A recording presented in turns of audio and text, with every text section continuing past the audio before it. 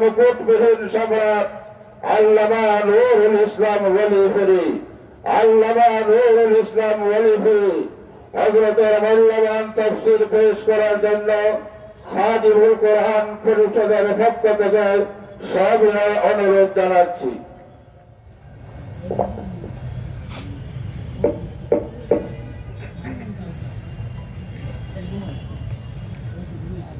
الحمد لله نحمده ونستعينه ونستغفره ونؤمن به ونتوكل عليه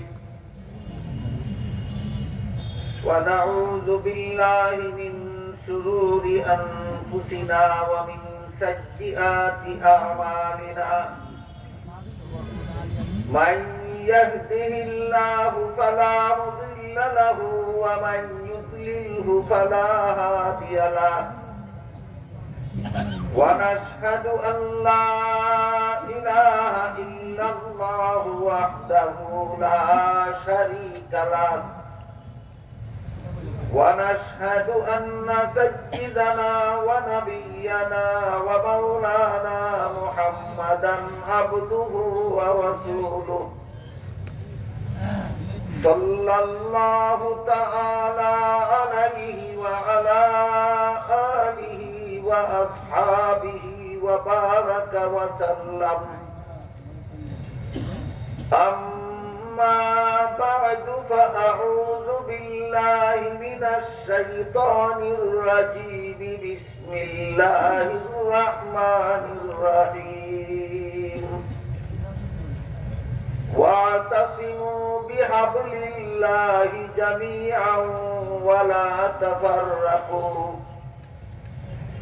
وقال رسول الله صلى الله عليه وسلم يد الله مع الجماعة ومن شد شد في النار أو كما قال عليه الصلاة والسلام.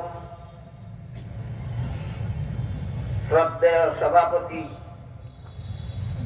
হযরত উলামায়ে কেরাম, সম্মানিত সুধী সমাজ,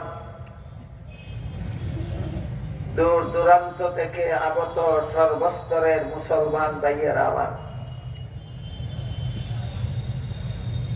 গতকাল বলেছি সূরা আলে ইমরানের 103 নম্বর আয়াত গতকালও তিলাওয়াত করেছিলাম, আজকেও একই আয়াত তিলাওয়াত করেছি। এখানে আল্লাহ ঈমান রক্ষার ঐক্যের রূপরেখা বর্ণনা করেছে। সংক্ষিপ্ত ভাবে, সহজ ভাবে বলা যায় ইসলামী ঐক্যের রূপরেখা। ইসলামী ঐক্য অমুসলমানদের নিয়ে হয় না, ইসলামী ঐক্য মুসলমানদের নিয়ে হয়। তাই এখানে আল্লাহ সম্বোধনটাই করেছেন মুমিন মুসলমানদেরকে। হ্যাঁ, দেশ রক্ষার ঐক্য মুসলিম অমুসলিম নির্বিশেষে সবাইকে নিয়ে হয়, যা গতকাল সবিস্তারে বর্ণনা করা হয়েছে। বুঝে থাকলে একটু দয়া করে বলবেন কি, দেশ রক্ষার ঐক্য আর ইসলামী ঐক্যের রূপরেখা কি একরকম না ভিন্ন ভিন্ন? দেশ রক্ষার ঐক্য শুধু মুসলমানদেরকে নিয়ে হয় না মুসলিম অমুসলিম নির্বিশেষে সবাইকে নিয়ে? আর ইসলামী ঐক্য শুধু মুসলমান। তাই আল্লাহ এখানে শুধুমাত্র মুমিন মুসলমানদের সম্বোধন করে বলেন, তোমরা আল্লাহর রশ্মিকে শক্তভাবে ধারণ করার মাধ্যমে ঐক্যবদ্ধ হও, বিচ্ছিন্ন হয় না। এর মানে হইল ঐক্যবদ্ধ হও। এখানে আল্লাহ ঐক্যবদ্ধ হওয়ার জন্য, মুমিন মুসলমানদের ঐক্যবদ্ধ হওয়ার জন্য একটা প্ল্যাটফর্ম বলে দিয়েছেন, সেটা আল্লাহর ভাষায় হাবলুল্লাহ। মুসলমানেরা যে প্ল্যাটফর্মে ঐক্যবদ্ধ হবে, মুসলমানেরা যে ঠিকানায় ঐক্যবদ্ধ হবে, সমস্ত মুসলমান ঠিকানাটা এই আয়াতে আল্লাহ বলে দিয়েছেন। আল্লাহর ভাষায় হাবলুল্লাহ, আমরা এই শব্দটা মনে রাখি। মুসলমানদের ঐক্যের প্ল্যাটফর্ম হাবলুল্লাহ, মুসলমানদের ঐক্যের প্ল্যাটফর্ম হাবলুল্লাহ। শব্দের শাব্দিক অর্থ হলো আল্লাহর রশি। সমস্ত মুফাসসিরিনে কেরাম এ ব্যাপারে একমত যে এখানে আল্লাহ রশি শব্দটা মূল অর্থে ব্যবহার করেননি, একটা রূপক অর্থে ব্যবহার করেছেন। যে কোনো ভাষার সাহিত্য সম্পর্কে যারা মোটামুটি ভাবে অবগত, তাদের সকলের জানা থাকার কথা যে শব্দ যে অর্থে ব্যবহার করার জন্য অভিধানে ধার্য করা হয়, সেই অর্থেই যদি ব্যবহৃত হয় তাহলে বলা হয় শব্দটা তার মূল অর্থে ব্যবহৃত। আর যে শব্দ যে অর্থে ব্যবহারের জন্য অভিধানে ধার্য থাকে, সেই অর্থ বাদ দিয়ে নতুন ভাবে আলাদা কোনো অর্থে যদি শব্দটা ব্যবহৃত হয়, তখন বলা হয় শব্দটা মূল অর্থে ব্যবহৃত নয়, রূপক অর্থে ব্যবহৃত। এই মূল অর্থ এবং রূপক অর্থ উভয় অর্থে শব্দ ব্যবহার হওয়ার নিয়ম প্রায় সমস্ত ভাষায় প্রচলিত আছে। বরং এটা সাহিত্যের একটা অলংকার, সাহিত্যের একটা সৌন্দর্য, যে মাঝে মধ্যে বিভিন্ন শব্দকে তার মূল অর্থে ব্যবহার না করে রূপক অর্থে ব্যবহার করা, যা সাহিত্যের একটা সৌন্দর্য। যেমন সমাজের নেতা যারা, তাদের ব্যাপারে বলা হয় তিনি আমাদের সকলের মাতা। মাতা শব্দের মূল অর্থ হইল শরীরের ঘাড়ের উপরের অংশ। মাতা শব্দের মূল অর্থ ঘাড়ের নিচের অংশ, উপরের অংশ। নেতাকে যে মাতা বলা হইল, এটা কি ঘাড়ের উপরের অংশ বুঝাবার জন্য না শ্রদ্ধেয় বুঝাবার জন্য? মাতা বলে শ্রদ্ধেয় বুঝা নেই, এটা মাতা শব্দের মূল অর্থ নয়, রূপক অর্থ। আঞ্চলিক ভাষায় এইরকম রূপক অর্থের শব্দ ব্যবহার করার নিয়ম আছে, শুদ্ধ ভাষায় নিয়ম আছে, আরবিতেও নিয়ম আছে, বাংলায়ও নিয়ম আছে। আল্লাহ পাক রব্বুল আলামিন পবিত্র কুরআনের বিভিন্ন আয়াতে বিভিন্ন শব্দকে মূল অর্থে ব্যবহার না করে রূপক অর্থে ব্যবহার করেছেন। তাই এই ব্যাপারে একটা মূলনীতি জানা থাকা দরকার। সেটা হলো, একটা শব্দকে আল্লাহ যে আয়াতে মূল অর্থে ব্যবহার করেছেন, সেই আয়াতে রূপক অর্থে ব্যবহার করা কোরআনের অপেক্ষা। এই শব্দটাকে আল্লাহ যে আয়াতে রূপক অর্থে ব্যবহার করেছেন, সেখানে মূল অর্থে ব্যবহার করা অপেক্ষা। যে শব্দকে যে আয়াতে আল্লাহ মূল অর্থে ব্যবহার করেছেন, সেই শব্দকে সেখানে মূল অর্থেই বুঝে নিতে হবে। যে শব্দকে আল্লাহ যে আয়াতে রূপক অর্থে ব্যবহার করেছেন, সেটাকে রূপক অর্থেই বুঝে নিতে হবে। এর একটি উদাহরণ, নূর একটা শব্দ। নূর শব্দের মূল অর্থ, আবিধানিক অর্থ হলো আলো। নূর শব্দের আবিধানিক অর্থ আলো। যেমন বাতির আলো, সূর্যের আলো, চন্দ্রের আলো, এই আলোগুলিকে আবিধানিক অর্থে নূর বলা হয়। এটা নূর শব্দের মূল অর্থ। কিন্তু কোরআনের ভাষায়, কোরআনের পরিভাষায় এই নূর শব্দকে বিভিন্ন আয়াতে পারিভাষিক অর্থে ব্যবহার করা হয়। সেখানে নূর শব্দের অর্থ আলো নয়, সেখানে নূর শব্দের অর্থ হেদায়েত। আল্লাহ কোরআনের এক আয়াতে নূর শব্দকে আলো অর্থে ব্যবহার করেছেন, আর এক আয়াতে এই নূর শব্দকে হেদায়েত অর্থে ব্যবহার করেছেন। যেখানে নূর শব্দকে আলো অর্থে ব্যবহার করেছেন, সেখানে যদি হেদায়েত অর্থে ব্যবহার করেন, তাহলে সেটা হবে কোরআনের অপব্যাখ্যা। আর যেখানে আল্লাহ নূর শব্দকে হেদায়েত অর্থে ব্যবহার করেছেন, সেখানে যদি আপনি মূল অর্থে ব্যবহার করেন, সেটাও হবে অপব্যাখ্যা। কাজেই কোরআনের যে আয়াতে আল্লাহ যে শব্দকে মূল অর্থে ব্যবহার করেছেন, সেখানে মূল অর্থেই বুঝতে হবে।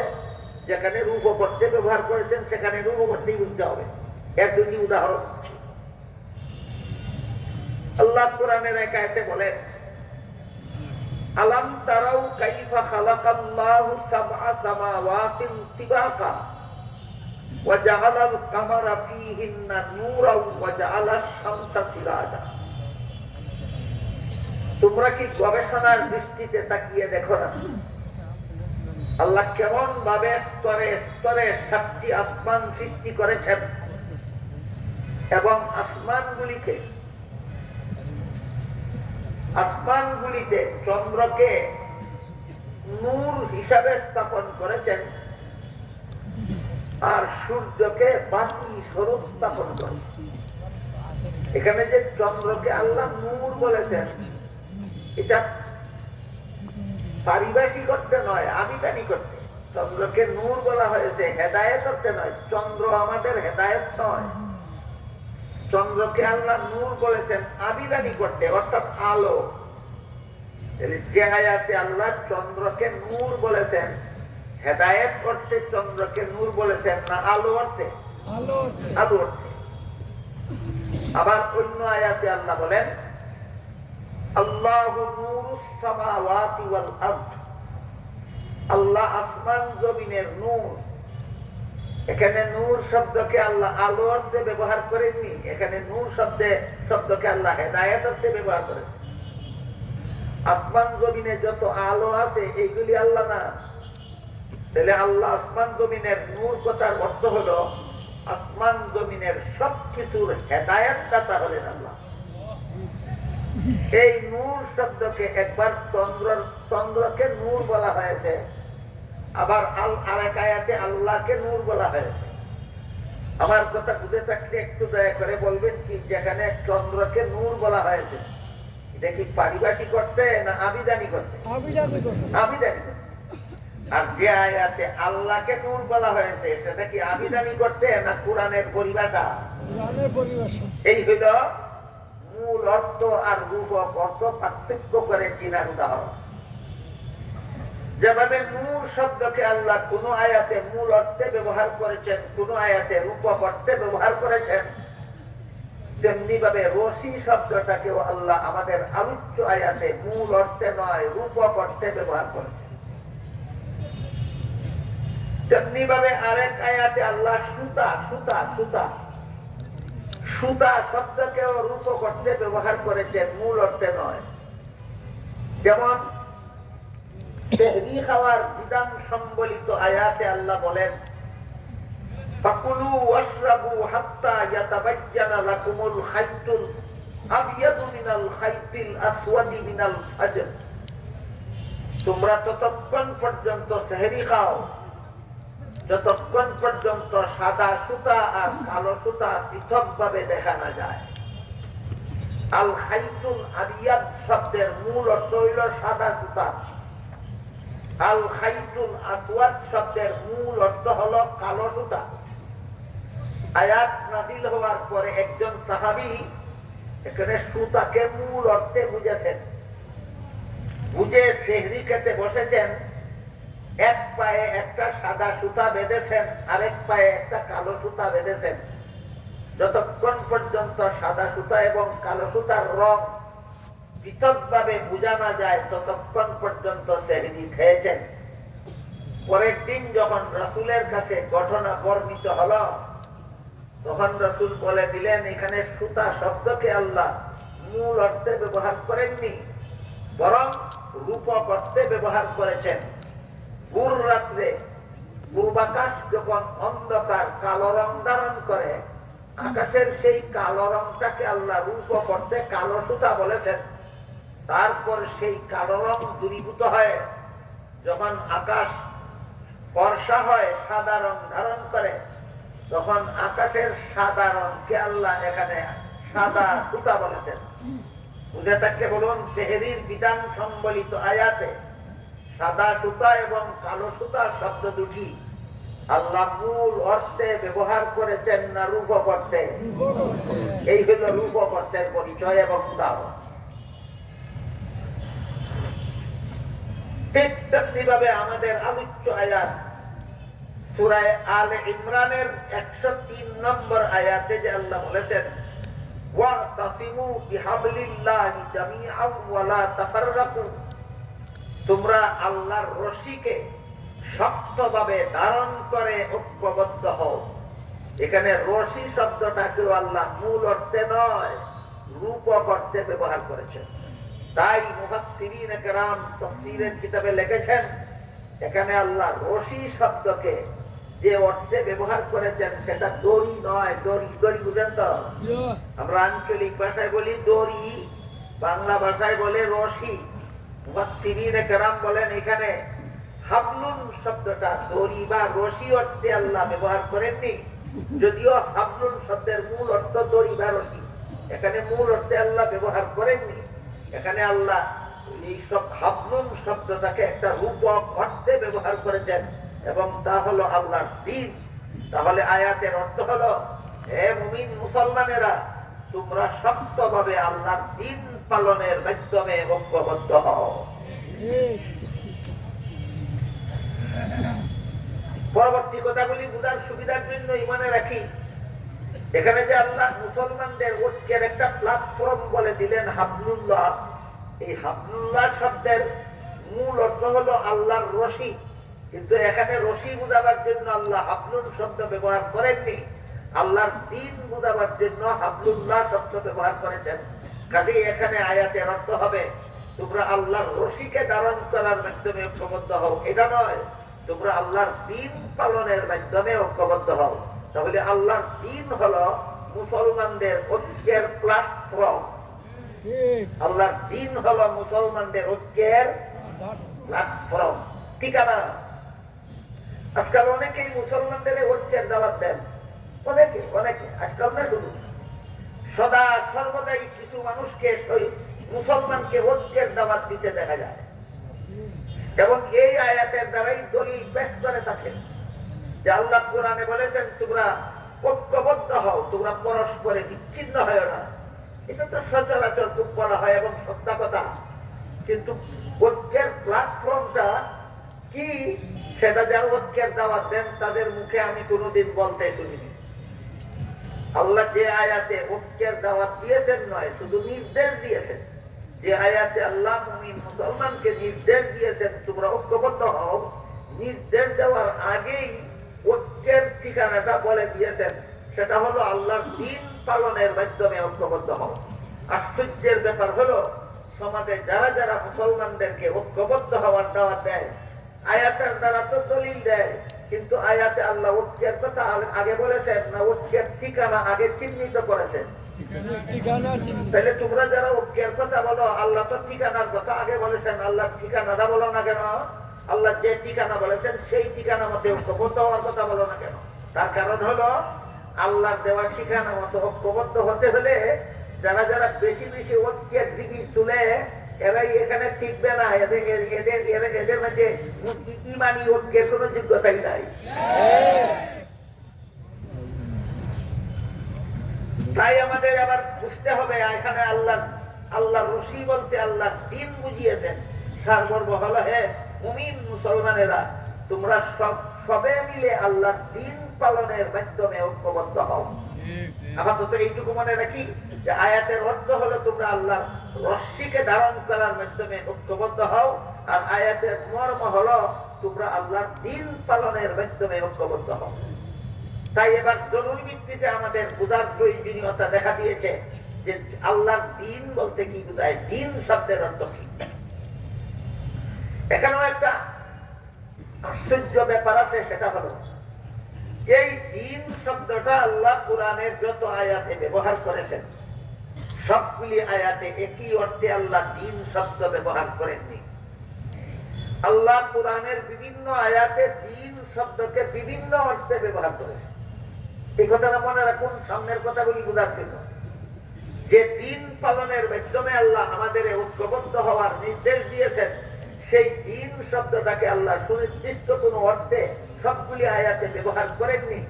এক আয়াতে দিন শব্দকে এক অর্থে ব্যবহার করেছেন, আরেক আয়াতে দিন শব্দকে আল্লাহ নিজেই আরেক অর্থে ব্যবহার করেছেন, অন্য আয়াতে আল্লাহ দিন শব্দকে অন্য অর্থে ব্যবহার করেছেন। কাজে আমরা আল্লাহর দিন পালন করবোটা কিভাবে? দিন বলতে আমরা সুনির্দিষ্ট ভাবে সুস্পষ্ট ভাবে আল্লাহর দিন বলতে আমরা কি বুঝবো? এই প্রশ্নের জবাব বুঝার আগে আমরা কয়েকটি উদাহরণের মাধ্যমে বুঝে নেওয়ার চেষ্টা করব যে আল্লাহ যে কোরআনের বিভিন্ন আয়াতে দিন শব্দকে বিভিন্ন অর্থে ব্যবহার করেছেন, তার কতগুলি উদাহরণ বুঝে নেব, বিষয়টা পরিষ্কার হওয়ার জন্য, বসিরত হাসিল হওয়ার জন্য।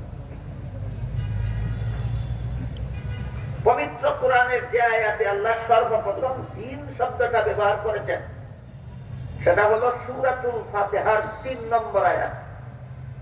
এখানে আল্লাহ বলেছেন মালিকি ইয়াউমিদ্দিন, এইটা দিন শব্দ। সূরাতুল ফাতিহার ৩ নম্বর আয়াতের সর্বশেষ শব্দটাই দিন। এখানে আল্লাহ দিন শব্দ ব্যবহার করেছেন কর্মফল অর্থ বোঝাবার জন্য। কাজেই আয়াতের শব্দার্থ হলো কর্মফল দান দিবসের মালিক আল্লাহ। যেহেতু কিয়ামতের দিন আল্লাহ সারা দুনিয়ার সমস্ত মানুষের জীবনের কর্মফল দেবেন, এই জন্য কিয়ামতের দিনকে আল্লাহ কর্মফল দেওয়ার দিন নামে আখ্যায়িত করেছেন। সারমর্ম হলো মালিকি ইয়াউমিদ্দিন আয়াতে আল্লাহ দিন শব্দকে কর্মফল অর্থে ব্যবহার করেছেন, ভুলে যাবেন না। আরো কতগুলি আয়াতে আরো কতগুলি অর্থ আসতেছে সামনে। দ্বিতীয়টা বুঝতে বুঝতে প্রথমটা যেন ভুলে না যান, তৃতীয়টা বুঝতে বুঝতে দ্বিতীয়টা যেন ভুলে না যান, চতুর্থটা বোঝার আগে তৃতীয়টা যেন ভুলে না যান। মালিকি ইয়াউমিদ্দিন আয়াতে আল্লাহ দিন শব্দকে কর্মফল অর্থে ব্যবহার করেছেন। এরপর দেখুন সূরাতুল বাকারার 256 নম্বর আয়াতে আল্লাহ বলেছেন লা ইকরাহা ফিদ্দিন। এই আয়াতের ব্যাপারে যৎকিঞ্চিত আলোচনা গতকাল আনুষঙ্গিকভাবে হয়েছিল। এখানে লা ইকরাহা ফিদ্দিন আয়াতে আল্লাহ দিন শব্দকে কর্মফল অর্থে নয়, ধর্ম অর্থে ব্যবহার করেছে। এর আয়াতের অর্থ হলো তোমরা ধর্মের বেলায় বল প্রয়োগ করবে না। কোন ধর্মাবলম্বী ভিন্ন কোন ধর্মাবলম্বীদের ধর্ম পালনে বাধাও দিতে পারবে না, ধর্মান্তরিত হওয়ার জন্য বল প্রয়োগ করতে পারবে না, বরং সমস্ত ধর্মাবলম্বীরা আপন আপন ধর্ম পালনে স্বাধীন। কাজেই লা ইকরাহা ফিদ্দিন আয়াতে দিন অর্থ কর্মফল নয়, লা ইকরাহা ফিদ্দিন আয়াতে দিন অর্থ ধর্ম। আয়াতের মর্ম হলো ধর্মের বেলায় বল প্রয়োগ চলবে না। সারমর্ম হলো ধর্ম পালনে সমস্ত ধর্মাবলম্বীরা স্বাধীন, আপন আপন ধর্ম পালনে স্বাধীন। এখানে কিছু যথেষ্ট আনুষঙ্গিকতা আছে, আমি যা গতকাল আপনাদেরকে বলে দিয়েছি। আমি আজকে শুধু এটুকু বলতে চাই যে লা ইকরাহা ফিদ্দিন আয়াতে আল্লাহ দিন শব্দকে কর্মফল অর্থে ব্যবহার করেননি, দিন শব্দকে এখানে আল্লাহ ধর্ম অর্থে ব্যবহার করেছেন। তারপরে দেখুন আরেকটি আয়াতে দিন শব্দকে আল্লাহ এই উভয় অর্থে ব্যবহার করেছেন। আরেক আয়াতে দিন শব্দ আল্লাহ ব্যবহার করেছেন কর্মফল অর্থ বোঝাবার জন্য ও ধর্ম অর্থ বোঝাবার জন্য। সেটা হলো সূরাতুল কাফিরুনের শেষ আয়াত। সেখানে আল্লাহ বলেছেন লাকুম দীনুকুম ওয়ালিয়া দীন। এখানে দিন শব্দের অর্থ কর্মফল, এখানে দিন শব্দের অর্থ ধর্ম।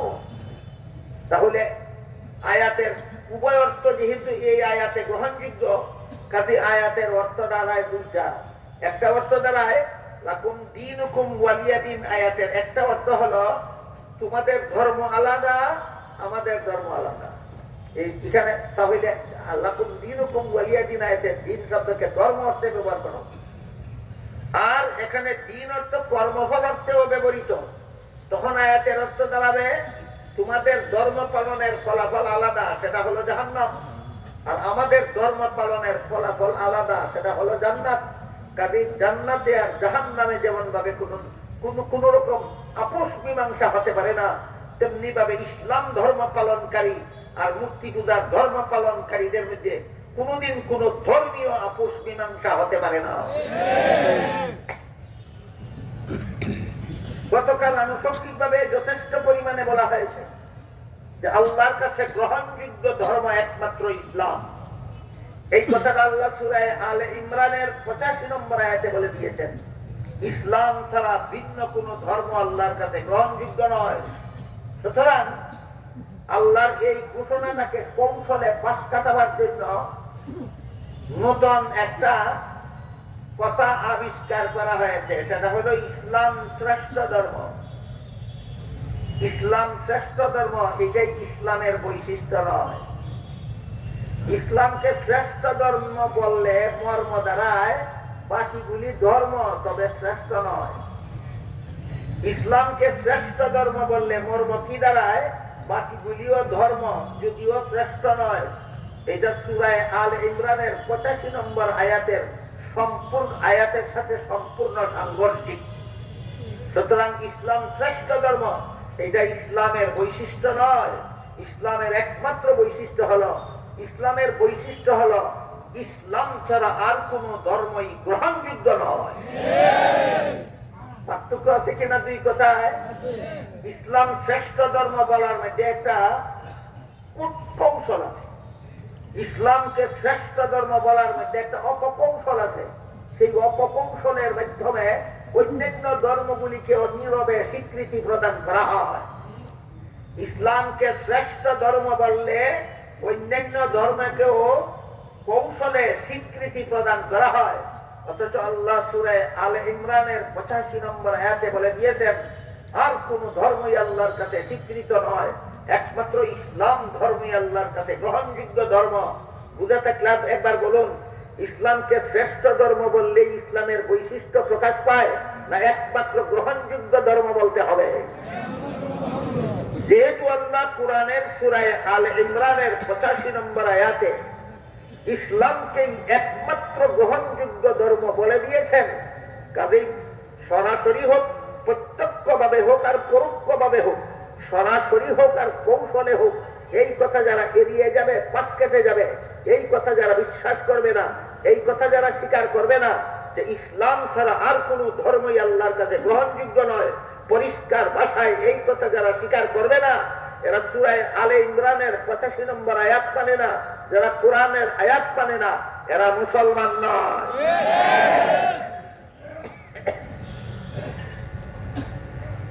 তিনটি উদাহরণ পেশ করলাম আপনাদের সামনে।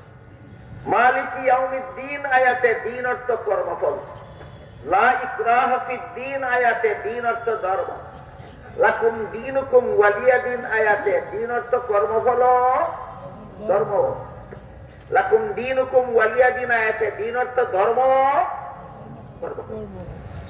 তারপরে দেখুন সূরা শুরার 13 নম্বর আয়াতে আল্লাহ বলেছেন আকিমুদ্দিন, এখানেও দিন শব্দ আছে, কিন্তু এখানে দিন শব্দকে আল্লাহ কর্মফল অর্থেও ব্যবহার করেননি, ধর্ম অর্থেও ব্যবহার করেন। সূরা শুরার 13 নম্বর আয়াতে যে আল্লাহ বলেছেন আকিমুদ্দিন, এখানে দিন অর্থ কর্মফল নয়, দিন অর্থ ধর্মও নয়। এখানে দিন শব্দকে আল্লাহ ইসলামের সহি আকীদা অর্থ বুঝাবার জন্য ব্যবহার করেছেন।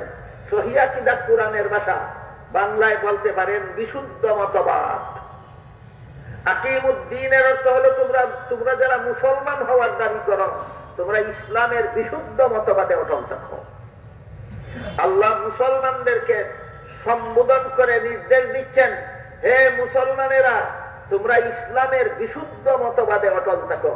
সুতরাং সূরায় শুরার 13 নম্বর আয়াতে যে আল্লাহ বলেছেন আকিমুদ্দিন, এখানে দিন অর্থ ধর্মও নয়, এখানে দিন অর্থ কর্মফল নয়, এখানে দিন অর্থ ইসলামের বিশুদ্ধ মতবাদ। কেন আল্লাহ এই নির্দেশটা দিলেন? কারণ রাসূলের যুগে এমন যথেষ্ট পরিমাণ মানুষ ছিল যারা নিজেদের ধর্ম ইসলাম বলে দাবি করত, কিন্তু ভ্রান্ত মতবাদে বিশ্বাসী ছিল। এদেরকে সতর্ক করে দিয়ে আল্লাহ সূরা শুরার 13 নম্বর আয়াতে বলেছেন, সত্যই যদি মুসলমান হয়ে থাকো, ইসলামের নামে ভ্রান্ত মতবাদ পোষণ করা যাবে না। সত্যই যদি ইসলামের অনুসারী হয়ে থাকো, তাহলে ইসলামের বিশুদ্ধ মতবাদে অটল থাকো। যেমন ভাবে এমন লোক নবীর যুগেও ছিল নিজের ধর্ম ইসলাম বলে দাবি করত, কিন্তু ভ্রান্ত মতবাদে বিশ্বাসী। তেমনি ভাবে সর্বযুগেই এমন কিছু কুচক্রী লোক পাওয়া যায় যারা দাবি করে আমাদের ধর্ম ইসলাম, আমরা মুসলমান, কিন্তু এদের মতবাদ ভ্রান্ত। আমাদের বর্তমান যুগে, আমাদের বর্তমান মুসলমানের সমাজে ইসলামের নামে এমন ভ্রান্ত মতবাদীদের অভাব নাই।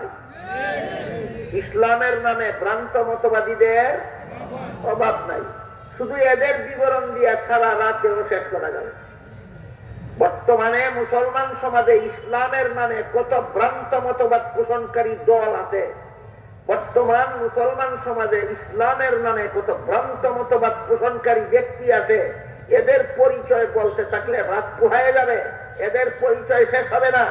তাই আমি আজকের মতো ইসলামের নামে ভ্রান্ত মতবাদ পোষণকারী দুইটা দলের পরিচয় আপনাদের সামনে তুলে ধরছি। আল্লাহ পাক রব্বুল আলামিন পবিত্র কুরআনের সূরা আহজাবের 40 নম্বর আয়াতে আমাদের নবীকে একটি বিশেষ উপাধি প্রদান করেছেন, সেটা হলো খাতামুন নবিয়্যিন। আমাদের নবীর অনেকগুলি উপাধি আছে কোরআনে, এর মধ্যে এই উপাধিতে মনে রাখুন, আমাদের নবীর একটি উপাধি দিয়েছেন আল্লাহ সূরা আহজাবের 40 নম্বর আয়াতে, খাতামুন নবিয়্যিন। কি উপাধি? খাতামুন নবিয়্যিন। এই খাতামুন নবিয়্যিনের তাফসীর বা ব্যাখ্যা করে রাসূল করিম সাল্লাল্লাহু আলাইহি ওয়াসাল্লাম হাদিস শরীফে বলেন, লা তাকুমুস সাআতু হাত্তা ইউবআসা দাজ্জালুনা কাযযাবুনা কুল্লুহুম ইয়াজআমু আন্নাহু নাবিয়্যুন ওয়া আনা খাতামুন নাবিয়্যিন লা নাবিয়্যা বাদি। এর অর্থ হলো, আমার পরবর্তী কেউ নবী হওয়ার দাবি করলে সে হবে মিথ্যাবাদী দাজ্জাল। কারণ বর্ণনা করে রাসূল বলেন, আমার পরবর্তী কেউ নবী হওয়ার দাবি করলে সে মিথ্যাবাদী দাজ্জাল হবে। কেন? তার কারণ হলো, আমাকে যে আল্লাহ খাতামুন নবিয়্যিন উপাধি দিয়েছেন, এর অর্থ হলো আমার পরে আর কোন নবী নাই, আমি শেষ নবী। এবার বলুন, কোরআনে আল্লাহ বলেছেন খাতামুন নবিয়্যিন, হাদিসে রাসূল তার অর্থ বলেছেন শেষ নবী। কোরআনের সূরা আহজাবের 40 নম্বর আয়াতে আল্লাহ আমাদের নবীকে খাতামান নবিয়্যিন উপাধি দিয়েছেন, আর হাদিস শরীফে আল্লাহ রাসূল এর অর্থ বলে দিয়েছেন, এর অর্থ শেষ নবী। এবার বলুন, কাদিয়ানীরা এই কথাটা কি মানে? মানে না, কিন্তু তাদের দলের নাম দিয়েছে কি? আহমদিয়া মুসলিম জামাত। মুসলিম জামাত অর্থ মুসলমানের দল। মুসলিম জামাত অর্থ মুসলমানের দল। কাদিয়ানীরা নিজেদেরকে মুসলমানের দল বলে দাবি করে সূরা আহজাবের 40 নম্বর আয়াত মানে না। বলেন, ইসলামের বিশুদ্ধ মতবাদে অটল আছে না ইসলামের নামে ভ্রান্ত মতবাদ? এই রকমের বাটপারি যেন ইসলাম নিয়ে কেউ করতে না পারে, এই জন্য আল্লাহ সতর্ক করে দিয়ে সূরা 13 নম্বর আয়াতে বলেছেন, আকিমুদ্দিন, ইসলামের বিশুদ্ধ মতবাদে অটল থাকো, সত্যই যদি তুমি মুসলমান হয়ে থাকো। এখানে একটু আনুষঙ্গিক আলোচনা আছে, এই খাতামুন নবিয়্যিন সম্পর্কে একটু আনুষঙ্গিক আলোচনা আছে। সেটা হলো, যে হাদিসে আল্লাহ রাসূল খাতামুন নবিয়্যিনের অর্থ বলে দিয়েছেন, হাদিসটা হলো আনা খাতামুন নাবিয়্যিন লা নাবিয়্যা বাদি।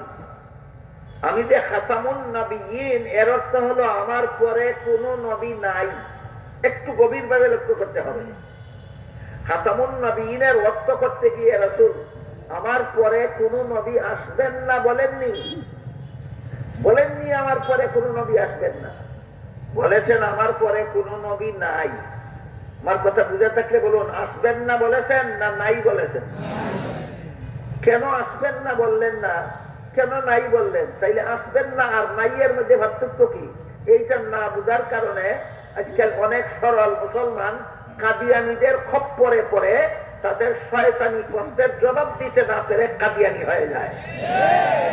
কাজেই সর্বস্তরের মুসলমানের ঈমান হেফাজতের জন্য আসবেন না এবং নাইয়ের পার্থক্যটা পরিষ্কার ভাবে বুঝে নেওয়া দরকার, যেন কাদিয়ানীদের খপ্পরে পড়ে আমরা কেউ ঈমান ধ্বংস না করি। যদি রাসূল বলতেন আনা খাতামুন নাবিয়্যিনা লা ইয়াজিআ নাবিয়্যুম বাদি। এভাবে যদি বলতেন তাহলে হাদিসের অর্থ হতো আমার পরে কোনো নবী আসবেন না। এভাবে রাসূল বলেননি। আমার পরে দুনিয়াতে কোনো নবী আসবেন না এভাবে বলেননি, বলেছেন আমার পরে কোনো নবী নাই। আবার বলুন, আসবেন না বলেছেন না নাই বলেছেন? কেন আসবেন না আর নাই এর মধ্যে পার্থক্য কি? আমরা তো মনে করি আসবেন না আর নাই এক কথাই। তাইলে যদি নবী আসবে নাই না বলে বলতেন আসবেন না, তাইলে নবীর দুইটা হাদিস পরস্পর বিরোধী হইত। যদি আসবেন না বলতেন তাহলে নবীর দুইটা হাদিস পরস্পর বিরোধী হইত। কোন হাদিস? সহিহ বুখারী শরীফের হাদিসে বর্ণিত আছে, রাসূল করিম সাল্লাল্লাহু আলাইহি ওয়াসাল্লাম বলেছেন ঈসা নবী কিয়ামতের আগে দুনিয়াতে আসবেন। আজকে নতুন শুনলেন না আরো শুনেছেন? যে নবী একবার বললেন ঈসা নবী আসবেন, এই নবী আবার বলবেন আমার পরে কোন নবী আসবেন না। তাহলে কি নবীর দুই কথা পরস্পর বিরোধী হইতো না? এই কারণে তিরমিজি শরীফের বর্ণিত হাদিসে লা ইয়াজিআ নাবিয়্যুম বাদি বলেননি, আমার পরে কোন নবী আসবেন না বলেননি, বলেছেন আমার পরে কোন নবী নাই। আসবেন না বলেননি কেন? যেহেতু বুখারীর হাদিসে বলেছেন ঈসা নবী আসবেন, তাই তিরমিজির হাদিসে আসবেন না বলেননি বলেছেন নাই। তাহলে আসবেন না বলেননি যেহেতু ঈসা নবী আসবেন সেজন্য, তাহলে আমার পরে কোন নবী নাই কথার অর্থ কি? এই প্রশ্নের জবাব পাওয়া যায় মুসলিম শরীফের হাদিসে। মুসলিম শরীফের বর্ণিত হাদিসে রাসূল করিম সাল্লাল্লাহু আলাইহি ওয়াসাল্লাম বলেছেন লা নুবুওয়াতা বাদি। তিরমিজি শরীফের হাদিসে বলেছেন লা নাবিয়্যা বাদি, এর অর্থ হইল কোন নবী নাই। আর মুসলিম শরীফের হাদিসে বলেছেন লা নুবুওয়াতা বাদি, অর্থাৎ আমার পরে কোন নবী নাই কথার ব্যাখ্যা হইল আমার পরে আর কেউ নবী হবে না। এবার বলেন কোন নবী আসবেন না আর কেউ নবী হবে না, দুই কথার মধ্যে পার্থক্য নাই? আকাশ পাতাল। ঈসা নবী আসবেন এই জন্য কোন নবী আসবেন না বলেননি, কিন্তু এই ঈসা নবী আসবেন ছাড়া আর কেউ নবী হবে না এটা বোঝাবার জন্য নবী আসবেন না না বলে তিরমিজির বর্ণিত হাদিসে কোন নবী নাই বলেছেন। সারমর্ম হলো মুহাম্মদুর রাসূলুল্লাহ সাল্লাল্লাহু আলাইহি ওয়াসাল্লাম খাতামুন নাবিয়্যিন, এর মানে হলো তিনি শেষ নবী। কোন হিসাবে? তারপরে আর কাউকে নবী বানানো হবে না, আর কেউ নবী হবে না। এই জন্য মুহাম্মদুর রাসূলুল্লাহ সাল্লাল্লাহু আলাইহি ওয়াসাল্লাম খাতামুন নবিয়িনের ব্যাখ্যা করে বলেছেন আমি শেষ নবী। তাহলে ঈসা নবী যদি আসবেনই, তাইলে এই নবী শেষ নবী রইলেন কিভাবে? আরেক প্রশ্ন বাকি থাকে। কাদিয়ানীরা এই শয়তানি প্রশ্নটাও আপনাদের করে থাকে, জবাব না দিতে পেরে অনেক সরল মুসলমান কাদিয়ানী হয়ে যায়। তাই সমস্ত মুসলমানের ঈমান রক্ষার স্বার্থেই এইটাও পরিষ্কার ভাবে বুঝে নেওয়া দরকার, ঈসা নবী যদি আসবেনই তাইলে আমাদের নবী শেষ নবী রইলেন কিভাবে? এই বিষয়টা আমি একটা অত্যন্ত কঠিন প্রশ্ন, কিন্তু এই জন্য কঠিন কথা অনেক সময় উদাহরণের মাধ্যমে বোঝা সহজ হয়। তাই আমি একটি উদাহরণের মাধ্যমে এই কঠিন প্রশ্নের জবাবটা আপনাদের বোঝাতে চাই। ধরুন একজন রোগীকে কয়েকজন ডাক্তার পালাক্রমে চিকিৎসা করলেন। প্রত্যেক ডাক্তারের চিকিৎসায় রোগী সুস্থ হয় ক্ষণস্থায়ী ভাবে কিছুদিনের জন্য, কিছুদিন পরে আবার রোগ ফিরে আসে, আরেক ডাক্তারের দ্বারা চিকিৎসা করায়, আবার সে কিছুদিনের জন্য সুস্থ হয়ে আবার রোগে আক্রান্ত হয়ে যায়। এভাবে ডাক্তার পাল্টাতে পাল্টাতে শেষ পর্যন্ত এমন একজন ডাক্তারের দ্বারা রোগী তার চিকিৎসা করালো যে ডাক্তারের চিকিৎসায় রোগী যে সুস্থ হইল আর জীবনে কোনোদিন অসুস্থ হল না। কথার কথা। এবার বলুন পূর্ববর্তী ডাক্তারগণ কি শ্রেষ্ঠ না সর্বশেষ ডাক্তার শ্রেষ্ঠ? পূর্ববর্তী ডাক্তারগণ শেষ ডাক্তারও নয়, শ্রেষ্ঠ ডাক্তারও নয়। কারণ যেই ডাক্তারের চিকিৎসার পরে আরো ডাক্তারের চিকিৎসার দরকার বাকি থাকে, ইনি শেষ ডাক্তারও হতে পারেন না, শ্রেষ্ঠ ডাক্তারও হতে পারেন না। কিন্তু যে ডাক্তারের চিকিৎসায় রোগ যে সারল, জীবনে আর কোনোদিন রোগ ফিরল না, ইনি শেষ ডাক্তারও শ্রেষ্ঠ ডাক্তারও। মর্ম হলো যে ডাক্তারের চিকিৎসার পরে রোগীর জীবনে আর কোন ডাক্তারের চিকিৎসার দরকার বাকি থাকে না, তিনি শেষ ডাক্তারও শ্রেষ্ঠ ডাক্তারও। ঠিক তেমনি ভাবে সমস্ত নবী রাসূলগণ সারা দুনিয়ার সমস্ত মানুষের আধ্যাত্মিক ডাক্তার। হাসপাতালের ডাক্তার হইল শারীরিক ডাক্তার, আর নবীগণ হইলেন আত্মার ডাক্তার, রুহানি ডাক্তার। অন্যান্য নবী রাসূলগণের আগমনের দ্বারা কিছু মানুষ ইমানদার হইতো, নবী বিদায় হওয়ার পর কিছুদিন পরে আবার সব বেঈমান হয়ে যেত। আবার নবী আসতেন, কিছু মানুষ ইমানদার হইতো, কিছুদিন পরে সব বেঈমান হয়ে যেত। আবার কিছুদিন পর নবী আসার পর কিছু মানুষ ইমানদার হইতো, নবী বিদায়ের পরে সব বেঈমান হয়ে যেত। এইভাবে নবী আস্তে আস্তে আস্তে আস্তে সর্বশেষে মুহাম্মদুর রাসূলুল্লাহ আসলেন। তিনি বলে গেছেন, আমার পরে যে একদল মানুষ ইমানদার হইল, এরা কিছুদিন পরে বেঈমান হবে না, কিয়ামত পর্যন্ত আমার উম্মতের একদল ঈমানের উপর অটল থাকবে। তাহলে রুহানি ডাক্তারদের মধ্যে অন্যান্য রুহানি ডাক্তার ছিলেন সাময়িক ডাক্তার, আর মুহাম্মদুর রাসূলুল্লাহ মানব জাতির রুহানি ডাক্তারদের মধ্যে হইলেন স্থায়ী ডাক্তার। তার চিকিৎসায় একদল মানুষ যে ইমানদার হয়েছে, কিয়ামত পর্যন্ত ইমানদার থাকবে। এবার বলুন, শেষ ডাক্তারের চিকিৎসায় রোগী সুস্থ হয়ে যাওয়ার পর পূর্ববর্তী কোন ডাক্তার যদি রোগীর বাড়িতে আসে, রোগীর চিকিৎসার জন্য নয়, রোগীকে পরীক্ষা করার যন্ত্রপাতি রোগীর বাড়িতে রেখে গেছিল, ওইগুলি নেওয়ার জন্য। একটু মনোযোগে শুনুন, শেষ ডাক্তারের চিকিৎসার দ্বারা রোগী স্থায়ীভাবে সুস্থ হয়ে যাওয়ার পর পূর্ববর্তী কোন ডাক্তার যদি রোগীর বাড়ি আসে, রোগীর চিকিৎসার জন্য নয়, রোগীকে পরীক্ষা নিরীক্ষা করার জন্য যে কিছু যন্ত্রপাতি রোগীর বাড়ি রেখে গিয়েছিল, সেগুলি নেওয়ার জন্য আসে, তাইলে শেষ ডাক্তার কি শেষ ডাক্তার থাকে না? বুঝে শুনে বলুন। পূর্ববর্তী ডাক্তার রোগীর বাড়ি আসলো রোগীর চিকিৎসার জন্য না নিজের দরকারে? এমন ডাক্তার রোগীর বাড়ি 100 বার আসলেও শেষ ডাক্তারই থাকে। ঠিক তেমনি ভাবে ঈসা আলাইহিস সালাম কিয়ামতের আগে দুনিয়াতে আসবেন, এই উম্মতের হেদায়েতের জন্য নয়, এই উম্মতের হেদায়েতের জন্য মুহাম্মদুর রাসূলুল্লাহর শুভাগমন যথেষ্ট। ঈসা নবী দুনিয়াতে আসবেন তার একটা নিজের দরকারে। কি দরকারটা? আল্লাহ কোরআনে বলে দিয়েছেন, ইয়া ঈসা ইন্নী মুতাওয়াফফিকা ওয়া রাফিউকা ইলাইয়া।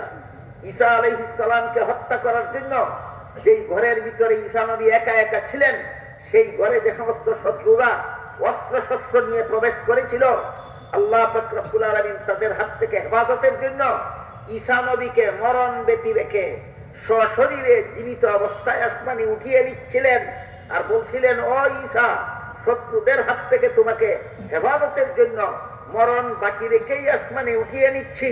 যেহেতু তোমার মরণটা বাকি রইল, তাই এই কাজটা সম্পন্ন করার জন্য তোমাকে ভবিষ্যতে আবারও দুনিয়াতে পাঠাবো। এবার বলুন, ঈসা নবী দুনিয়াতে আসবেন, দুনিয়ার মানুষের হেদায়েতের বাকি ছিল না দুনিয়াতে ওনার কাজ বাকি ছিল? রোগীর বাড়িতে ডাক্তার আসলো রোগীর চিকিৎসার জন্য না ডাক্তারের নিজের দরকারে? ডাক্তারের নিজের দরকারে রোগীর বাড়ি 1000 বার গেলেও শেষ ডাক্তারই থাকে। তেমনি ভাবে ঈসা নবী দুনিয়াতে নিজের দরকারে 1000 বার আসলেও খাতামুন নবিয়্যিন থাকেন। এবার বলুন, সূরা আহজাবের 40 নম্বর আয়াতে আল্লাহ আমাদের নবীকে খাতামুন নবিয়্যিন উপাধি দিয়েছেন। এর অর্থ হলো শেষ নবী। এই শেষ নবীর ব্যাখ্যা এতক্ষণে আপনাদের সামনে দিয়ে আমি শেষ করলাম। এই হলো শেষ নবীর ব্যাখ্যা। কাদিয়ানীরা মুহাম্মদুর রাসূলুল্লাহকে শেষ নবী মানে না, এর মানে হলো সূরা আহজাবের 40 নম্বর আয়াত মানে না। যে কোরআনের আয়াত মানে না, সে মুসলমান না। দলের নাম কি দিয়েছে? মুসলমানের দল। কাফেরের দল কাদিয়ানী, কাফেরের দল নাম দিয়েছে মুসলমানের দল। বলেন, ইসলাম ধর্মকে নিয়ে বাটপারি কিনা? এভাবে যেন কেউ ইসলাম ধর্মকে নিয়ে বাটপারি করতে না পারে, এভাবে যেন কেউ মুসলমানকে বাটপারি করে ধোঁকা দিতে না পারে, এই জন্য আল্লাহ সূরার 13 নম্বর আয়াতে বলেছেন, আকিমুদ্দিন, সত্যই যদি মুসলমান হয়ে থাকো, কুফরি আকীদা পোষণ করবে না, বাতিল আকীদা পোষণ করবে না, ইসলামের সহি আকীদায় অটল থাকো, ইসলামের বিশুদ্ধ মতবাদে অটল থাকো। উদাহরণ বুঝাতে বলুন, আমাদের যুগে যে সমস্ত দল ইসলামের নামে ভ্রান্ত মতবাদ পোষণ করে, এর মধ্যে একটা দলের নাম কাদিয়ানি কিনা? যে সমস্ত দল ইসলামের নামে ভ্রান্ত মতবাদ পোষণ করে, এদের মধ্যে একটা দল কাদিয়ানি কিনা? এর মধ্যে একটা দল কাদিয়ানি। এই ভ্রান্ত মতবাদের দুইটা ব্যাখ্যা আছে। একটা হলো এমন ভ্রান্ত মতবাদ যে ভ্রান্ত মতবাদ পোষণ করলে কুরআন অমান্য করা অবধারিত হয়ে পড়ে। যে ভ্রান্ত মতবাদ পোষণ করলে কুরআন আর মানা হয় না। যেমন কাদিয়ানীরা গোলাম আহমদ কাদিয়ানীকে নবী মেনে নিলে সূরা আহজাবের 40 নম্বর আয়াত মানা হয় না। এইরকম ভ্রান্ত মতবাদ যদি কেউ ইসলামের নামে পোষণ করে, তার ধর্ম ইসলাম থাকে না, সে মুসলমান থাকে না, সে কাফের হয়ে যায়। এর জ্বলন্ত দৃষ্টান্ত হলো কাদিয়ানী।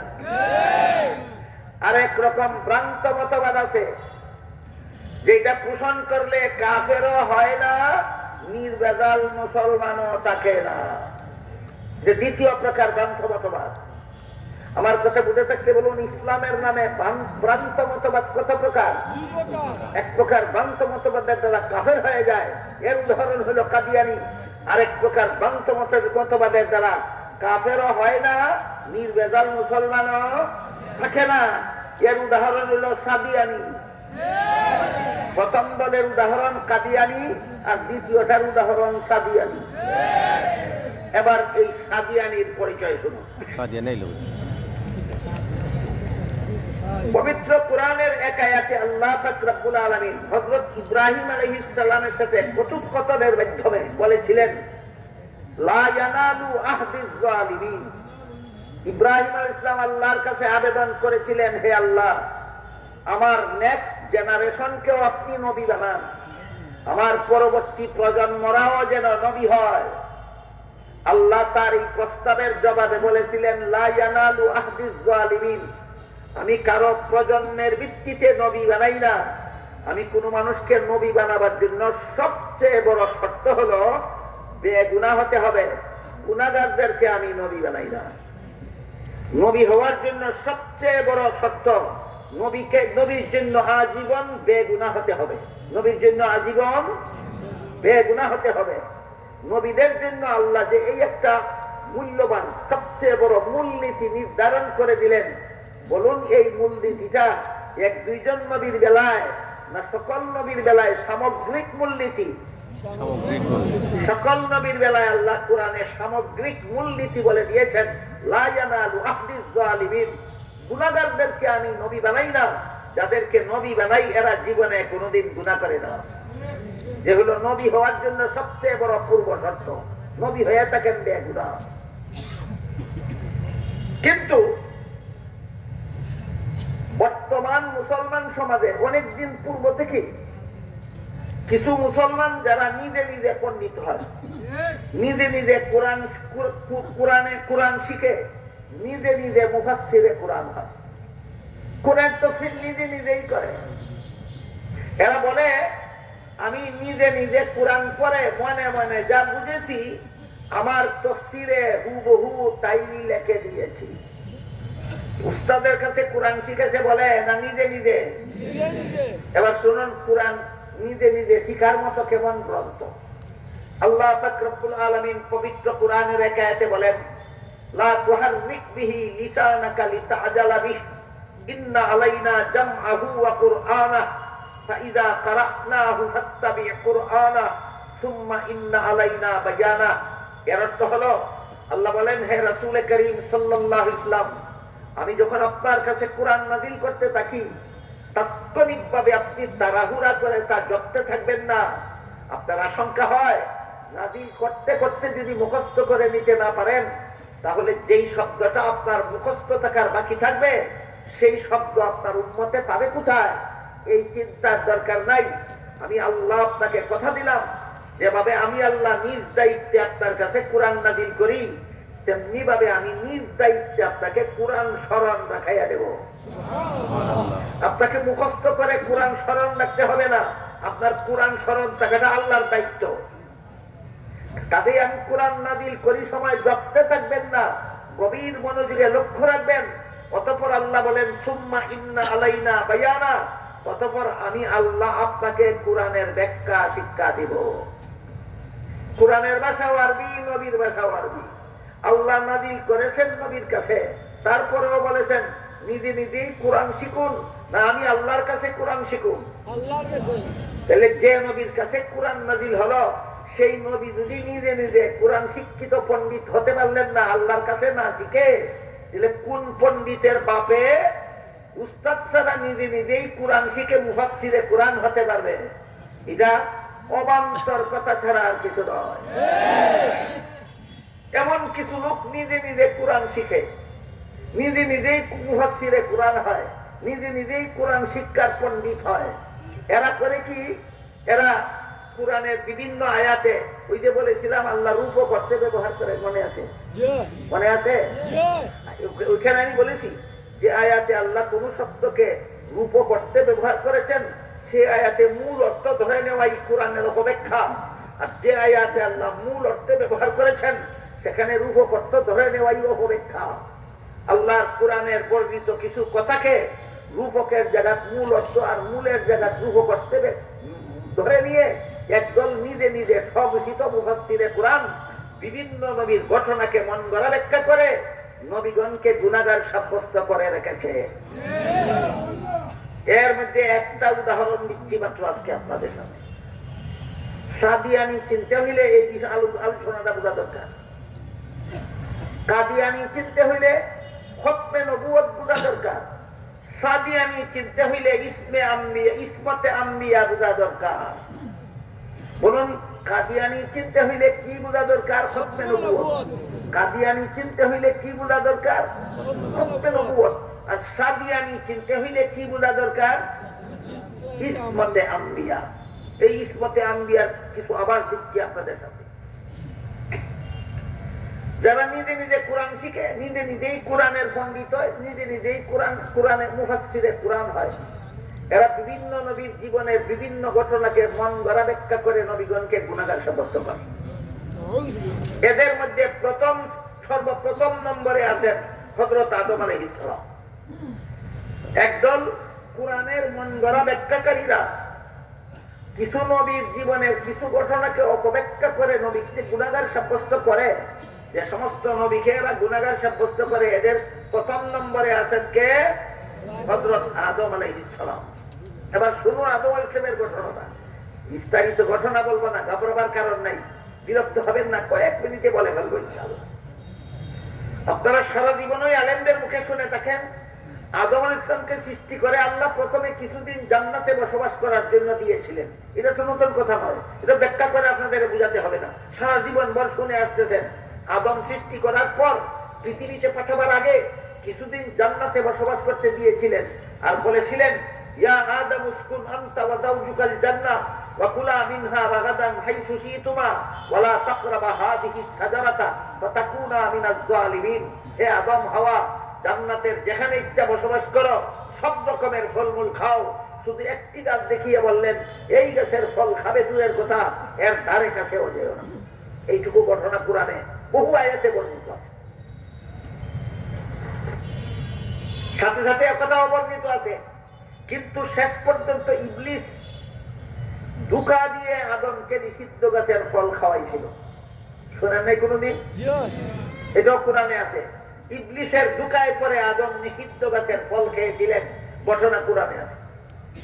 এই ঘটনাকে স্বঘোষিত মুফাসসিরে কোরআনগণ, উস্তাদের কাছে শিখে মুফাসসিরে কোরআন না স্বঘোষিত মুফাসসিরে কোরআন? এই ঘটনাকে স্বঘোষিত মুফাসসিরে কোরআনগণ নিজের মন গড়া ব্যাখ্যা করে এভাবে বলেন যে আল্লাহর আদেশ নিষেধ লঙ্ঘন করলেই গুনাহ হয়, আর আদম তো লঙ্ঘন করলেন, কোরআনেই আছে। সুতরাং এই আল্লাহর নিষেধ লঙ্ঘনের কারণে যুক্তিসঙ্গত ভাবেই আদম গুনাহগার। এটা হলো ইসলামের নামে বিশুদ্ধ মতবাদ, না ইসলামের নামে ভ্রান্ত মতবাদ।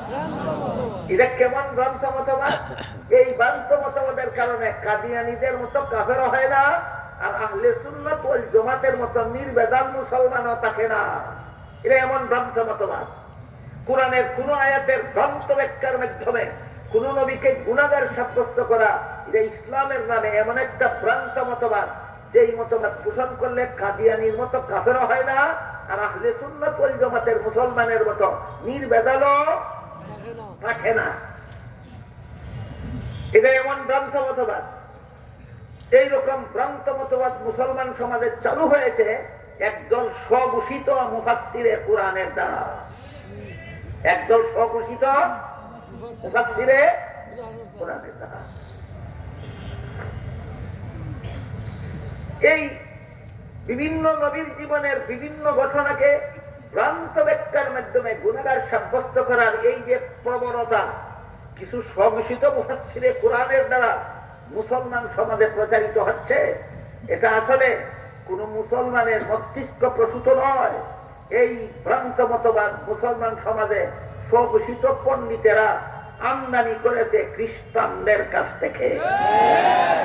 দেখেন দেখেন, ঠিক বেঠিক পরে বলবেন। খ্রিস্টানদের কাহিনীটা আগে শুনুন। আপনাদেরকে খ্রিস্টান বানাবার জন্য বাংলাদেশের স্বাধীনতার সূচনা লগ্ন থেকে খ্রিস্টানদের একটা সংগঠন অবিরাম গতিতে কাজ করে চলেছে। সংগঠনটার নাম হলো খ্রিস্টান মিশনারি বাংলাদেশ। এই খ্রিস্টান মিশনারি বাংলাদেশের পক্ষ থেকে ইসলাম ধর্মকে বাতিল, খ্রিস্টান ধর্মকে সত্য প্রমাণ করার জন্য অজস্র বই পুস্তক লেখছে আর মুসলমানদের মধ্যে বিতরণ করে যাচ্ছে। তাদের লিখিত এই সমস্ত বই পুস্তকের মধ্যে একটা বইয়ের নাম আছে কোরআনের আলোকে বেহেশতে যাওয়ার পথ। খ্রিস্টানদের লিখিত বইটির নাম কোরআনের আলোকে বেহেশতে যাওয়ার পথ। বানরেরা এমন শব্দে দ্বারা বইয়ের নাম দিয়েছে যে নামটা দেখলেই একজন মুসলমান কল্পনাও করতে পারবে না এটা কোনো খ্রিস্টানের লেখা। কারণ কোরআনের আলো খ্রিস্টানে কি বুঝবে? বুঝলে মুসলমান আলেম জানে। বেহেশতে যাওয়ার পথ খ্রিস্টানে কি চিনবে? চিনলে মুসলমান আলিমে চিনে। এই জন্য বানরানি করে বইয়ের নাম দিয়েছে কোরআনের আলোকে বেহেশতে যাওয়ার পথ। বলুন যে কোনো আলেমের লেখা না খ্রিস্টানদের লেখা? এবার শুনুন বইয়ে কি লিখেছে। খ্রিস্টানেরা সেই বইয়ে লিখেছে প্রথম মানুষ আদম, প্রথম পাপিষ্ঠ।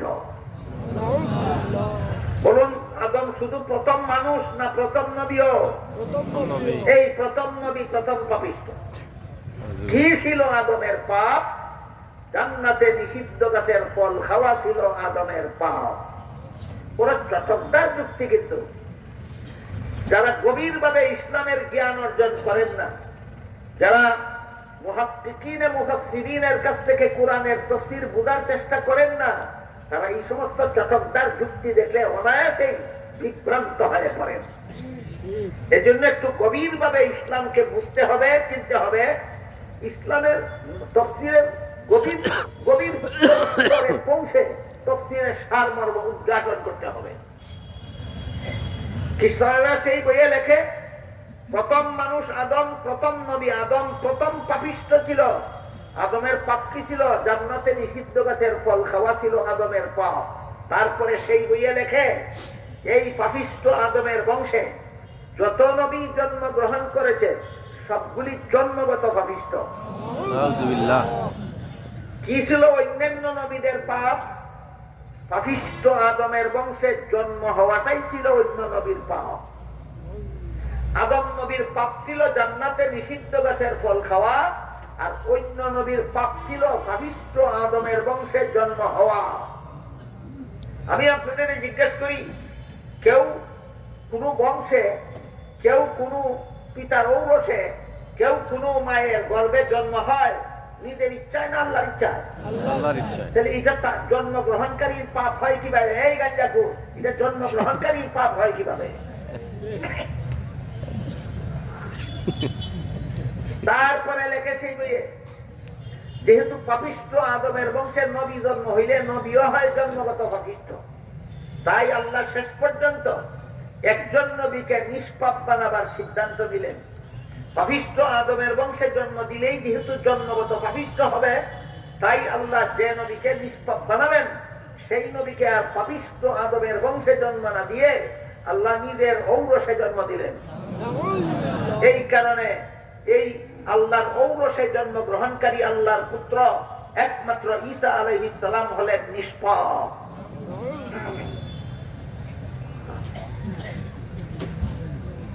গাঞ্জা করি কথা অনেক আছে বইয়ের মধ্যে। আমি বইয়ের রেফারেন্স দিতে দেখলে অনেক রাত অনেক গভীর হয়ে যাবে, রেফারেন্স শেষ হবে না। আমি মূল কথার দিকে ফিরে যাই। যে সমস্ত কথা খ্রিস্টানেরা সেই বইয়ে লিখেছে, এর প্রথম কথা হলো প্রথম মানুষ আদম জান্নাতে নিষিদ্ধ গাছের ফল খাওয়ার কারণে পাপিষ্ঠ। এই ব্যাপারে কথা, বাকি কথা আমি একটু পরে বলছি। 2 নম্বর কথা হলো পাপিষ্ঠ আদমের বংশে যারা জন্মগ্রহণ করেছে যত নবী, সবগুলি নবী জন্মগত পাপিষ্ঠ। এদের পাপ ছিল পাপিষ্ঠ আদমের বংশে জন্ম হওয়া। বলুন, জন্ম হওয়াটা জন্মগ্রহণকারী পাপ হয় না যে জন্ম দেয় তার পাপ হয়? তাহলে তো এই পাপ নবীর পাপ না। এই পাপ নবীকে যে আল্লাহ পাপিষ্ঠ আদমের বংশে জন্ম দিল, তোমাদের দাবি মতো সেই আল্লাহর পাপ। এমন কথা কোন ধর্মের কথা হতে পারে না? ধর্মের নামে গাঞ্জাকুরি কথা। এই জন্য উদাহরণগুলি হলো খ্রিস্টানরা যে সমস্ত মতবাদে বিশ্বাসী, এইগুলি কোন ধর্মীয় মতবাদ নয়, এইগুলি হলো ধর্মের নামে গাঁজাকুরি মতবাদ। এই গাঁজাকুরি মতবাদে বিশ্বাসী খ্রিস্টানেরা আদম আলাইহিস সালামকে পাপিষ্ঠ সাব্যস্ত করার জন্য তার জীবনের যেই ঘটনাকে দলিল হিসাবে গ্রহণ করেছে, সেটা হলো জান্নাতে নিষিদ্ধ গাছের ফল খাওয়ার ঘটনা। এবার বলুন, মুসলমান সমাজে যে সমস্ত স্বঘোষিত মুফাসসিরে কুরআন আদম আলাইহিস সালামকে জান্নাতে নিষিদ্ধ গাছের ফল খাওয়াকে দলিল হিসাবে, নিষিদ্ধ গাছের ফল খাওয়ার ঘটনাকে দলিল হিসাবে পেশ করে আদমকে গুনাহগার সাব্যস্ত করছে, এরা কি এই মতবাদটা কি এদের নিজস্ব মস্তিষ্ক প্রসূত না খ্রিস্টানদের কাছ থেকে আমদানিকৃত? খ্রিস্টানদের কাছ থেকে। সুতরাং মুসলমান সমাজের যে সমস্ত স্বঘোষিত মুফাসসিরে কুরআনরা আদম আলাইহিস সালামের নিষিদ্ধ গাছের ফল খাওয়াকে ভ্রান্ত ব্যাখ্যার মাধ্যমে আদমকে গুনাহগার সাব্যস্ত করে, এরা প্রকারান্তরে খ্রিস্টানদের দালালি করে। বুঝে থাকতে বলুন, কোন নবীকে গুনাহগার সাব্যস্ত, গুনাহগার মনে করা যা ইসলামী আকীদা না খ্রিস্টানি আকীদা? খ্রিস্টানি আকীদা। কোন নবীকে গুনাহগার মনে করা ইসলামী আকীদা নয়, এটা খ্রিস্টানি আকীদা। এখন জরুরি ভিত্তিতে প্রশ্ন জাগে, তাহলে আদমের নিষিদ্ধ গাছের ফল খাওয়ার ঘটনার শুদ্ধ ব্যাখ্যা কি? নিষিদ্ধ গাছের ফল খাওয়াকে ভুল ব্যাখ্যা করলে আদম গুনাহগার সাব্যস্ত হয়। কোন ব্যাখ্যার দ্বারা আদম গুনাহগার সাব্যস্ত হয় না? ওই ব্যাখ্যাটা শুদ্ধ না ভুল, এটা ধার্য করার মূলনীতিটা কি? আগে আমাদের মূলনীতিটা মনে রাখতে হবে। ওই মূলনীতির আলোকে আমরা ওই মূলনীতিটাকে স্কেল বানিয়ে, মাপকাঠি বানিয়ে আমরা দেখবো খ্রিস্টানি আকীদা বিশুদ্ধ না ইসলামী আকীদা বিশুদ্ধ। মূলনীতি হলো আল্লাহর ঘোষণা, লা ইয়ানালু আহদিজ জালিমিন, গুনাহগারদেরকে আমি নবী বানাই না। এটা হলো কোন নবীর ব্যাপারে গুনাহগার না বেগুনাহ, এই ব্যাপারে যত ব্যাখ্যা আছে, এর মধ্যে কোন ব্যাখ্যা শুদ্ধ আর কোন ব্যাখ্যা ভুল, যা সাব্যস্ত করার স্কেল হইল গুনাহগারদেরকে নবী বানাই না, যে আল্লাহর নির্ধারিত মূলনীতি মনে রাখুন। এরপরে আসুন, খ্রিস্টানেরা এবং মুসলমানের স্বঘোষিত মুফাসসিরে কুরআনেরা আদম আলাইহিস সালামের নিষিদ্ধ গাছের ফল খাওয়ার যে ব্যাখ্যা করেছে, এই ব্যাখ্যাটা যদি আমরা 1 মিনিটের জন্য মেনে নিই, কতক্ষণের জন্য? ব্যাখ্যাটা কি? আল্লাহর আদেশ নিষেধ লঙ্ঘন করলেই গুনাহ হয়, আর আদম তো লঙ্ঘন করলেন এই, সুতরাং আদম বেগুনাহ রইলেন কোথায়? এটা হলো ভুল ব্যাখ্যা। আমি ভুল না শুদ্ধ পরে বলবো। এই ব্যাখ্যাটা যদি আমি একটু সময়ের জন্য মেনে নেই, তাহলে আল্লাহ নির্ধারিত মূলনীতি গুনাহগারদেরকে নবী বানাই না, মূলনীতি বজায় থাকে না, লঙ্ঘন হয়। এই স্কেলের দ্বারা সাব্যস্ত হইল তোমার ব্যাখ্যা ভ্রান্ত। আল্লাহ একবার বলবেন বেগুনাহকে নবী বানাই, আবার বলবেন আদম গুনাহ করলেন। তোমার মতো স্ববিরোধী উক্তি করে আল্লাহ নাকি? আল্লাহ পাক রব্বুল আলামিন পবিত্র কোরআনের অন্য আয়াতে বলেছেন, লাউ কানা মিন ইনদি গায়রিল্লাহি লাওয়াজাদু ফীহি ইখতিলাফান কাসীরা। এই কোরআন যদি আমার অবতীর্ণ না হতো, কোরআন যদি কোন মানুষের মন গড়া রচিত হতো, মানুষের সব সময় সব কথা মনে থাকে না। একবার এক কথা বলতো, কিছুক্ষণ পরে স্ববিরোধী কথা বলতো। আমার যেহেতু অতীত বর্তমান ভবিষ্যৎ সবকিছু সমানভাবে স্মরণ থাকে, কাজে আমি একবার এক কথা বলে আবার তার বিরুদ্ধে স্ববিরোধী কথা বলতে পারি না। একবার বলেছি গুনাহগারদেরকে নবী বানাই না, আবার নবীকে গুনাহগার বলবো, এমন মাতাল আমি তোমাদের মতো আমি আল্লাহ নই।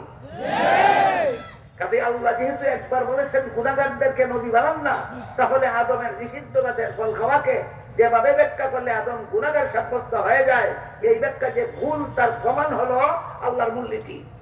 তোমার ব্যাখ্যা আল্লাহর মূলনীতি বিরোধী। তাহলে আল্লাহর মূলনীতির সাথে সামঞ্জস্যশীল ব্যাখ্যা কোনটা? আল্লাহর মূলনীতির সাথে সামঞ্জস্যশীল ব্যাখ্যা হলো আহলে সুন্নাত ওয়াল জামাতের ব্যাখ্যা। আজকের জন্য আমি দুঃখিত, আহলে সুন্নাত ওয়াল জামাত নামেও যেমন ভাবে আহমদিয়া মুসলিম জামাত নামে এই দেশে মুসলমান নামে কাফিরের দল নিজেদেরকে মুসলমান বলে পরিচয় দেয়, ঠিক তেমনি ভাবে ভারত উপমহাদেশে চরমপন্থী বেদাতীরাও নিজেদেরকে আহলে সুন্নাত ওয়াল জামাত নামে পরিচয় দেয়। কাদিয়ানীরা হাজারবার নিজেদেরকে মুসলমান দাবি করলেও যেভাবে মুসলমান কাদিয়ানী মুসলমান নয়, ঠিক তেমনি ভাবে বেদাতীরা লক্ষ কোটিবার নিজেদেরকে সুন্নি বললেও বেদাতীরা সুন্নি নয়। এই কথা বলে গেলে হবে না। কিন্তু দুঃখিত আমি, তাহলে আসল সুন্নিকে?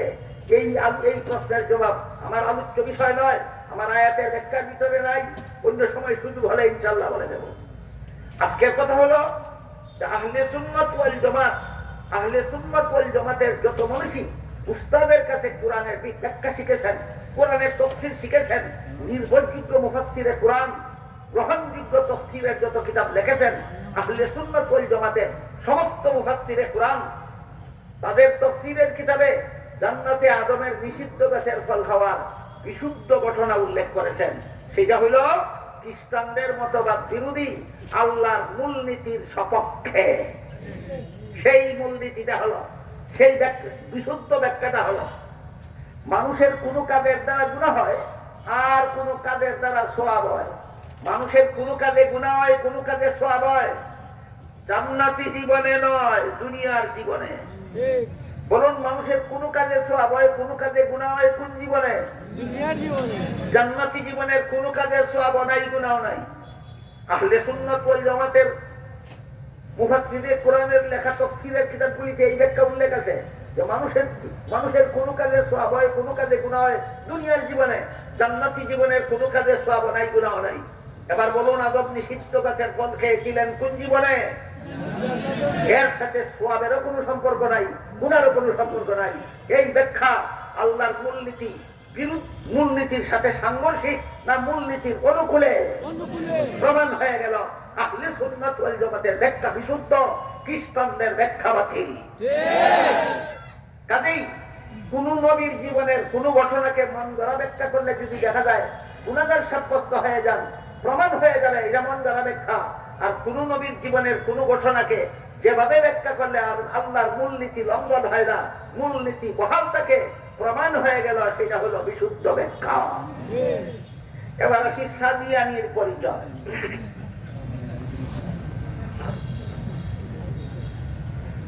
কাদিয়ানীদের বড় নেতা হইল গোলাম আহমদ কাদিয়ানী, আর সাদিয়ানীদের বড় নেতা হইল মৌলানা সাদ সাহেব। মৌলানা সাদ সাহেব জাকারিয়া আলাইহিস সালাম আল্লাহর দরবারে শাস্তিযোগ্য অপরাধ করেছিলেন। ফার্সি ভাষায় গুনাহ, আরবি ভাষায় মাসিয়াত, বাংলা ভাষায় শাস্তিযোগ্য অপরাধ। ফার্সি ভাষায় গুনাহ, ফার্সি ভাষায় গুনাহ, আরবি ভাষায় মাসিয়াত, বাংলা ভাষায় শাস্তিযোগ্য অপরাধ। তাহলে মর্ম কি দাঁড়ালো? এই সাদিয়ানীদের নেতা সাদ সাহেব কয় জাকারিয়া আলাইহিস সালাম আল্লাহর দরবারে শাস্তিযোগ্য অপরাধ করেছিলেন, মানে গুনাহ করেছিলেন। হযরত ইউসুফ আলাইহিস সালাম আল্লাহর দরবারে শাস্তিযোগ্য অপরাধ করেছিলেন, মানে গুনাহ করেছিলেন। হযরত ইউসুফ আলাইহিস সালাম আল্লাহর দরবারে শাস্তিযোগ্য অপরাধ করেছিলেন, মানে গুনাহ করেছিলেন। এমনকি মুহাম্মদুর রাসূলুল্লাহ সাল্লাল্লাহু আলাইহি ওয়াসাল্লাম আল্লাহর দরবারে শাস্তিযোগ্য অপরাধ করেছিলেন, মানে গুনাহ করেছিলেন।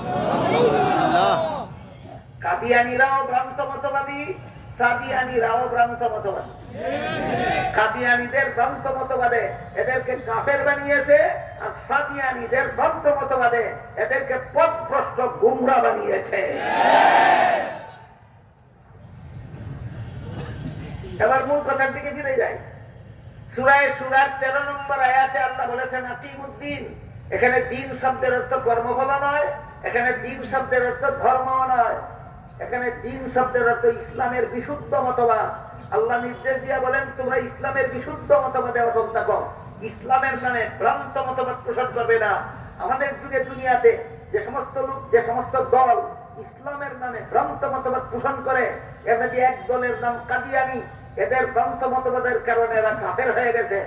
আর যে সমস্ত দল ইসলামের নামে ভ্রান্ত মতবাদ পোষণ করে এদের অথচ কাফেরও হয় না, নির্বেজাল মুসলমানও থাকে না, পথভ্রষ্ট গুমরা মুসলমানে পরিণত হয়, এই দলের নাম হইল সাদিয়ানি।